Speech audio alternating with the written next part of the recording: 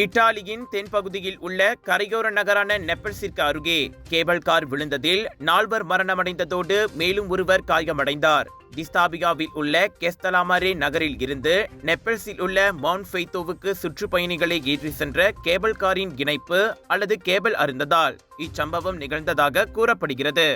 இறந்த நிலையில் 4 உடல்கள் மீட்கப்பட்ட வேளையில் காயத்திற்கு உள்ளான 5வது நபரின் உடல் மீட்கப்பட்டு மருத்துவமனைக்கு கொண்டு செல்லப்பட்டதாக தீயணைப்புத் துறையின் பேச்சாளர் ஒருவர் தெரிவித்தார். மீட்பு நடவடிக்கையில் 50க்கும் மேற்பட்ட தீயணைப்பு வீரர்கள் ஈடுபட்டனர். 16 பயணிகளை ஏற்றி சென்ற ஒரு கேபிள் கார் கெஸ்தலாமரேவுக்கு அருகில் இருந்ததோடு அதில் இருந்தவர்கள் அனைவரும் தரையிறங்கினர். 2வது கேபிள் கார் மவுண்ட் ஃபெய்தோ மலையில் ஒரு பள்ளத்தாக்கின் மேல் இருந்ததோடு மூடு பணியால் மீட்பு முயற்சி தாமதமானதாக ஊடக அறிக்கைகள் தெரிவித்தன. கோடை காலத்திற்காக கேபிள் கார் மீண்டும் திறக்கப்பட்ட பின் ஏற்பட்ட இச்சம்பவம் குறித்து உடனடியாக விசாரணை தொடங்கப்பட்டு உள்ளது.